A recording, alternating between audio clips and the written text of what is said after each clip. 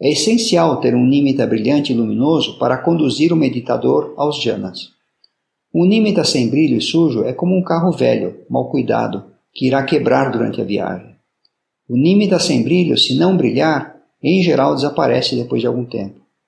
Portanto, se o meditador não conseguir aumentar o brilho do nímita, deve então retornar para a respiração bela e acumular mais energia na parte chamada bela.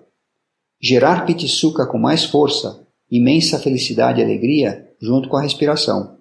Então, da próxima vez que a respiração desaparecer e o nímita surgir, este não estará sem brilho, mas muito belo e luminoso. Na verdade, o meditador terá feito o nímita brilhar no estágio da respiração bela. Estabilizando o nímita. Quando o nímita fica muito brilhante, também é muito belo. Em geral, aparenta ser sobrenatural pela profundidade da sua beleza e mais maravilhoso do que tudo que tenha sido experimentado antes. Qualquer que seja a cor do nímita, essa cor é 1000 vezes mais rica do que aquilo que possa ser visto com os próprios olhos. Essa beleza impressionante irá cativar a atenção, fazendo com que o nímita permaneça.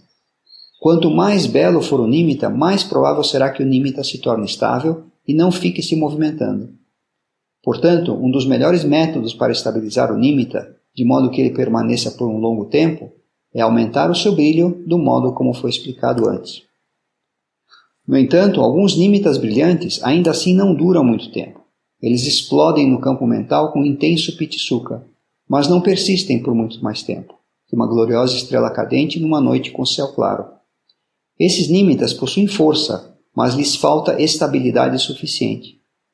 De modo a estabilizar esse tipo de nímita, é importante saber que os dois inimigos que desestabilizam o nímita são o medo e a excitação. Medo. Dos dois inimigos, o medo é o mais comum. Esses nímitas surgem tão imensos, com seu absoluto poder e beleza, que o meditador com frequência sente muito medo. O medo é uma resposta natural ao reconhecer algo muito mais poderoso do que nós mesmos. Além disso, a experiência é tão desconhecida que a segurança pessoal parece estar seriamente ameaçada. Parece que o meditador está a ponto de perder completamente o controle.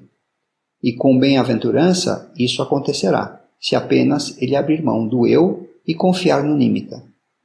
O meditador experimentará o desejo e o controle subjugados pela bem-aventurança supramundana, e como consequência, muito daquilo que o meditador assume ser o próprio eu desaparecerá, deixando um real senso de liberdade. É o medo de perder parte do próprio ego que é a causa fundamental para alarme quando surge o poderoso nímita.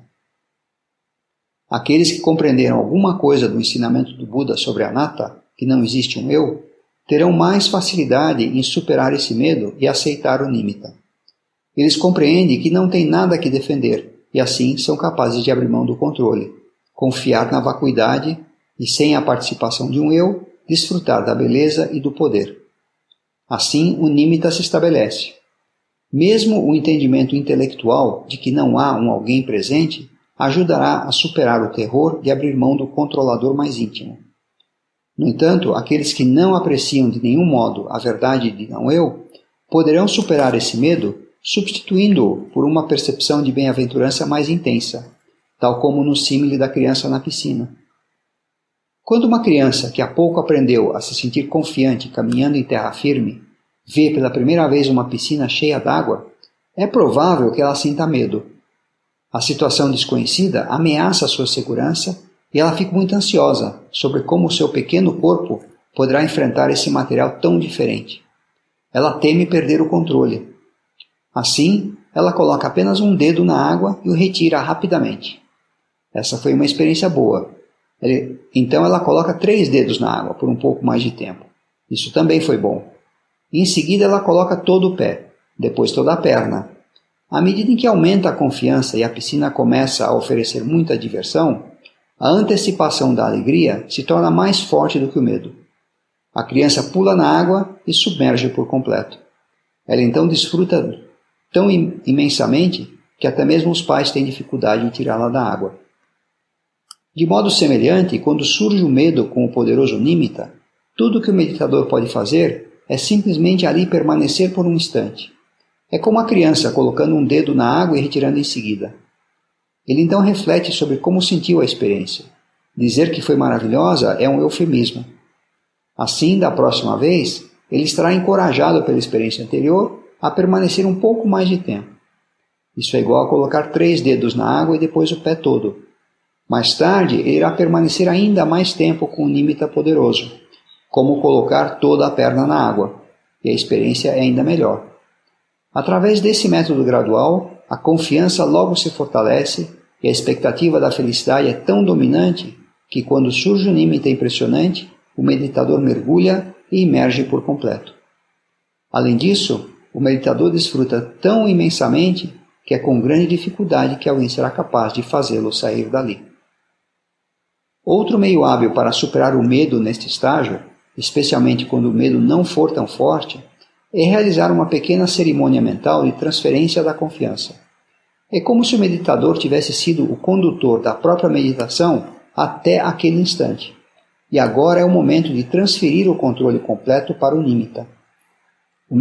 O meditador pode imaginar estar dando um molho de chaves para o nímita poderoso, como pedir a um amigo de confiança para dirigir o próprio carro. Com o gesto imaginário de entregar as chaves, se está passando o controle. O meditador então abre mão de dirigir e controlar, e deposita toda a confiança no nímita. Esse tipo de transferência de fé, de si mesmo para o nímita, em geral conduz à estabilidade do nímita e o seu subsequente aprofundamento. Na verdade, o meditador está depositando fé no sabedor e retirando-a do fazedor. Esse é o tema subjacente em todo o caminho da meditação.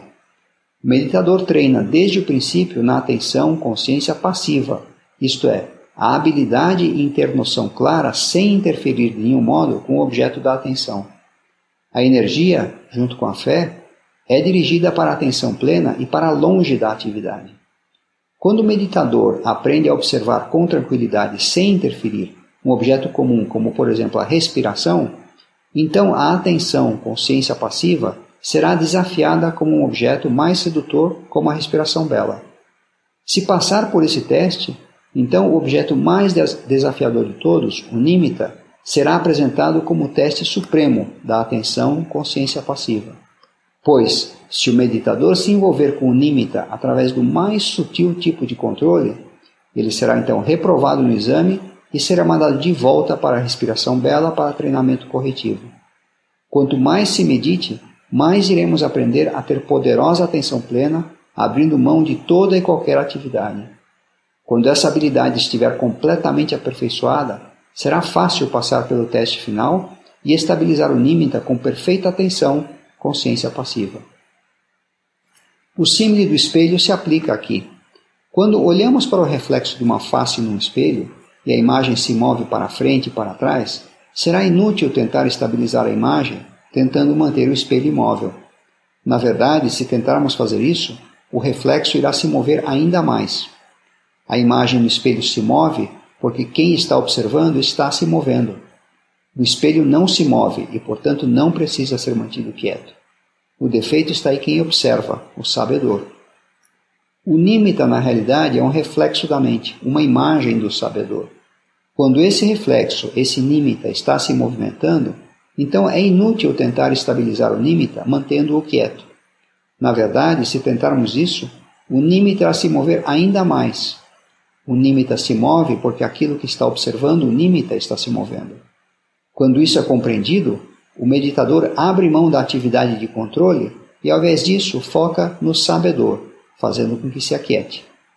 Porque, quando o sabedor não se move, então, tampouco o nímita se move. Igual ao reflexo da face num espelho. Quando o sabedor está quieto, assim também está o seu reflexo.